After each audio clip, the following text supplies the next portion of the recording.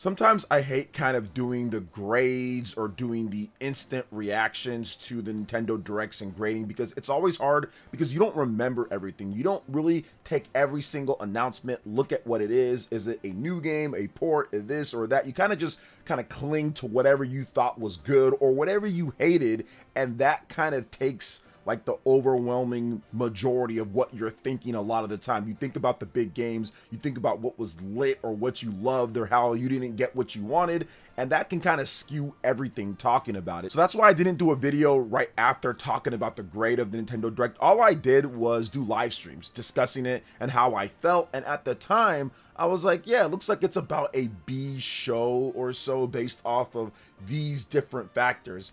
But what I did is that I took some time, I actually really analyzed it, went back, watched the Nintendo Direct, again, multiple different trailers from there so I can get every single announcement, because there were some announcements that after my shock of certain games like Xenoblade or whatever that I was looking forward to, I didn't really pay attention to, but were actually good announcements. So what I did is that I looked at all the different games again, watched most of the stuff again, went through and kind of put it in different brackets from best announcements to good announcements to cool games, and kind of gave it a little bit of a grade based off of that. So I went back and looked at everything, and I think you guys will find this pretty interesting. But before we continue, we are giving away a Nintendo Switch 2 at 140,000 subscribers or on September 1st, whichever comes first. Subscribe, like, comment. The winner will be chosen at random, and it's a worldwide giveaway. Thanks, peeps. So the Nintendo Direct for June 9th, 2026 had over 48 games showcased. Some of them were in collections, and there was 48 singular announcements when it comes to each thing, but there was well more than 50 plus games overall. So this was a packed Nintendo Direct, pretty much one of the biggest Nintendo Directs that's not part of some type of bigger show or like reveal, for example, like the Nintendo Switch 2 Nintendo Direct or like the Switch 2017 presentation, although I think that there was way more games at this one than at that show. But I'm essentially just comparing it to standard general Nintendo Directs, and this was by far the biggest one that they've had that I can remember in recent history, and that's because of the overwhelming third-party support that Nintendo has now at this point compared to any other point that they've had since they started doing Nintendo Directs. I went back and took a look at some of the Nintendo Switch 1 Directs, and a lot of them are just lacking like any notable big third-party games. Even in some of the bigger ones that people said like, oh wow, that was great, a lot of it was carried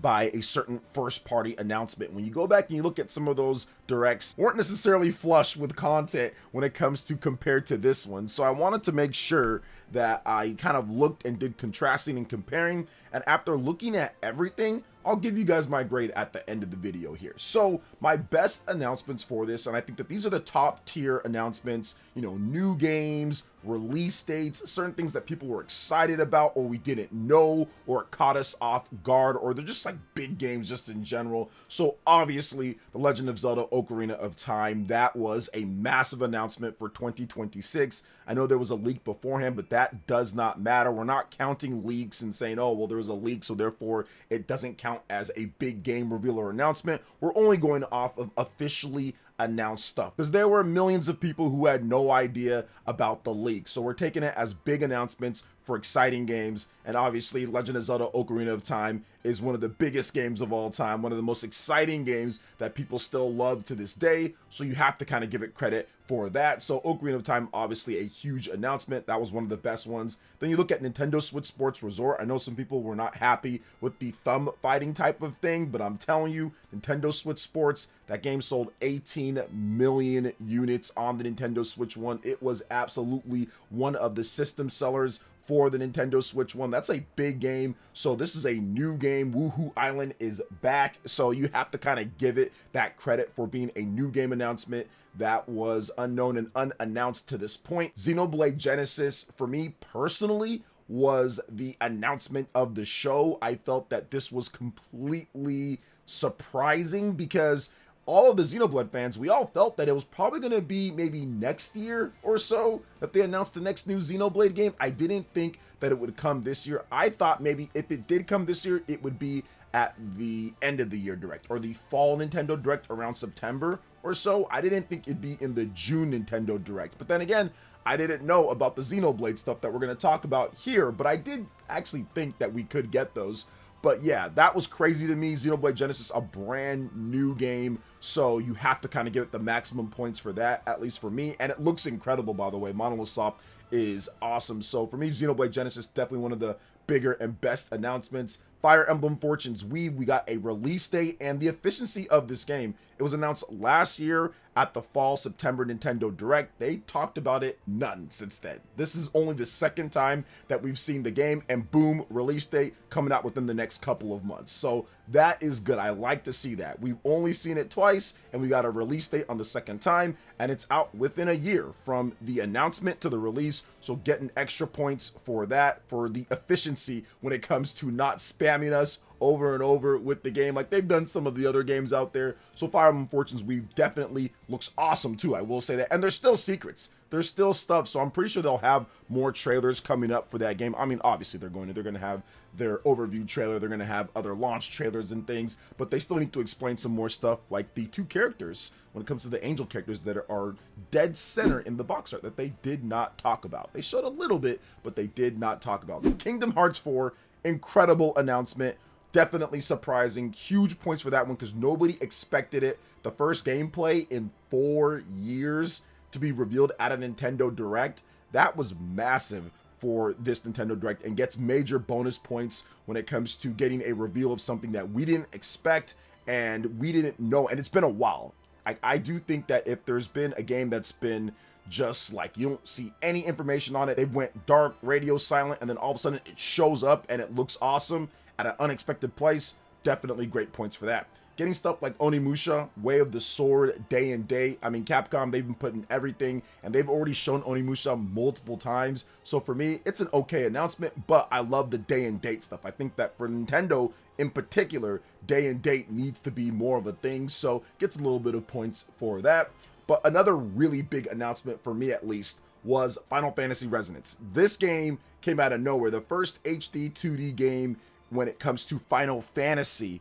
That was a massive announcement. Yes, multi-platform, so it's a bit muted compared to maybe Xenoblade Genesis or compared to Legend of Zelda Ocarina of Time, but a brand new Final Fantasy game, main type of title with HD 2D. I mean, people are excited about this. This is exciting for me, and I think that this is a little bit of a test for Square Enix as well when it comes to, hey, do people actually want turn-based big Final Fantasy? So I do think that that was a great announcement. Also, you got to look at the Xenoblade Chronicles remasters. People have been asking for these games, and I think that the pacing with this was really good. Also with Kingdom Hearts 4, when it comes to saying, here's Xenoblade 1, Xenoblade 2, Xenoblade 3, and then the next game. They did the same thing with Kingdom Hearts. Here's all the Kingdom Hearts games, then Kingdom Hearts 4.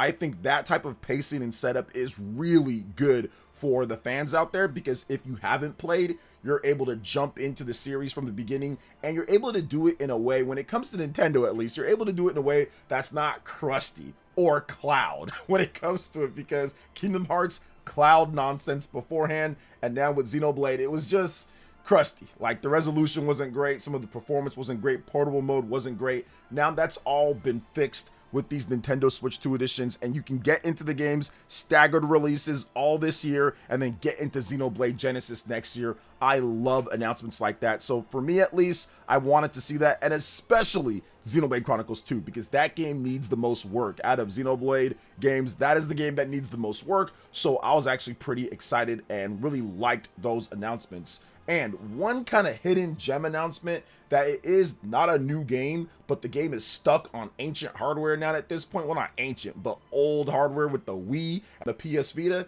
And that was Muramasa, the Demon Blade. The Revenant Blade's not it's called, actually. So it takes all the content from the PS Vita game, kind of puts together with the Wii game originally, and I think it maybe adds some new. I'm not really sure with that game, but Muramasa the Demon Blade was a great title on the Nintendo Wii and on the PS Vita. So that coming over finally, when it comes down to that, was also one of the better announcements. So to me, those were all the best announcements. So when you look at the top when it comes to what they revealed. To me, those were all really good. And if you compare them to a lot of other previous Nintendo Directs, it kind of blows out the other Nintendo Directs, standard general Nintendo Directs than we've seen. Now, once again, you might have a game that you like more, like a Smash Brothers announcement. They didn't show any gameplay with that one back in March 2018, or there might be other announcements like Super Mario Bros. Wonder, or maybe other titles throughout the years. But if you look at the full breadth of games here that were pretty good, whether it's day and date, games coming back for the first time, highly anticipated, remasters so people can play them not running at sub 30 frames per second. To me, this was one of the better Nintendo Directs out there, just with content that I felt is good games, good content. Now, I think that some of the criticism is justified when it comes to a lot of RPG stuff. I get that. I'm a big RPG fan, so it's kind of hard to separate those two, but I feel like the announcements here were still pretty good. Now, the good announcements I thought were just games that were like, okay, we heard about them before, or they're finally doing something that we should have done beforehand or something like that. But like the native Kingdom Hearts ports, I thought those were really good. Dragon Quest Monsters: The Withered World, that was only the second time they showed that game off. They got a release date for that game, and it looks really good. Orbital's release date, they've shown that game multiple times now, but getting a release date was good. Star Fox demo, cool to see that the Star Fox demo was right there. You can head into the eShop and play it right after that. Nintendo Direct, love demo drops for anticipated games. Stellar Blade, very good port announcement. Love the port announcement of Stellar's Blade. Dragon's Dogma 2 Dark Arisen, the first announcement of the Dark Arisen extra content and the fact that it's coming over. Switch 2 was not out when Dragon's Dogma came out, so yes, I would like to see games from 2022, 2023, 2024, the years that there was no Nintendo Switch 2 and the Switch 1 couldn't run these games. Yes, put them on the Nintendo Switch 2, have extra content, be the first time that they announce it, whatever. I don't care, but I still want to see those games come over because I didn't buy a lot of those games on Xbox and PlayStation, so please bring those games over. But one game that I did buy was Stellar Blade. Still think it's a good announcement though. Stellar Blade was only on PC and PlayStation 5, so it comes over to another ecosystem here, and to me, that gets some extra points there. I love Stellar Blade. It's a great game, but it was a console exclusive to PlayStation. So coming over to the Nintendo Switch 2 before Xbox, I think that's a bit of a big deal there as well. Then if you look at some of the other announcements, you got Day and Date with Lords of Fallen 2. So I like to see that. Day and Date, big AAA type of titles. Also Devil May Cry 5 Devil Hunter Edition. Old game at this point, so it doesn't get a ton of extra bonus points or anything, but it's an incredible game, and it runs at 60 FPS in portable mode and in docked mode. You get all the content bundled in there too. So Devil May Cry, definitely good. They just need to do Devil May Cry 4. That's the only game that you can't play on a Nintendo platform when it comes to Devil May Cry mainline titles. Everything else is on there, but Devil May Cry 4. Rise of the Tomb Raider, port of the Xbox One game, so that came over. Definitely a shadow drop is good, so like to see that. Atelier Korea, that's a brand new game in the Atelier franchise. If you look at all that, good announcements. You combine that with the best announcements that I went over and some of the cool games where we've heard about it before, stuff that remasters and ports and stuff. Ninjala 2, brand new game in the Ninjala universe, and not a like arena multiplayer game, an actual single player adventure that you can play co-op with your friends. So that's pretty cool. I like Ninjala, but yeah, I kind of stopped playing because I didn't feel like doing like the multiplayer stuff all the time. So as a regular game,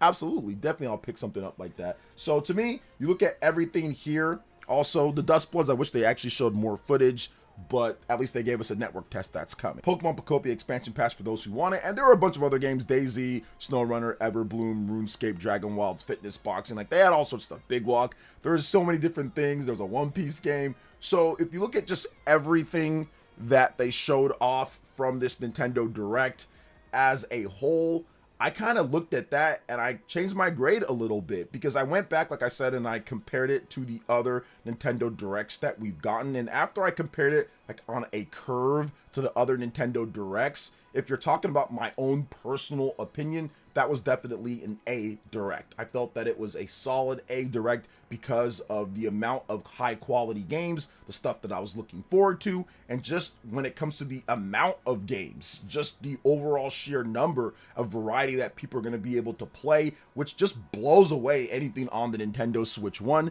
I know that some people have heightened expectations, and that's fine. But at the end of the day, I went back and looked and I saw, okay, there was multiple first-party announcements, new game announcements or big game announcements from Nintendo Switch Sports Resort, Ocarina of Time, Xenoblade Genesis. Those were all brand new game announcements that they did not announce beforehand. And then on top of that, you had release dates for highly anticipated games when it comes to Fire Emblem Fortune's Weave, in addition to having stuff like Xenoblade Chronicles, highly requested games to not play crusty as heck on the Nintendo Switch 2. So for me, that type of stuff kind of pushed it over what we've seen in previous Nintendo Directs, where you'll probably get maybe 1 or 2 big drops when it comes to that. And then third party was just completely lacking. There were some good stuff here and there as I've looked back at some of the previous Nintendo Directs that got people excited, but I do feel that the overall third party and even day and date stuff, or stuff that didn't come to Xbox but it's coming to Nintendo Switch 2,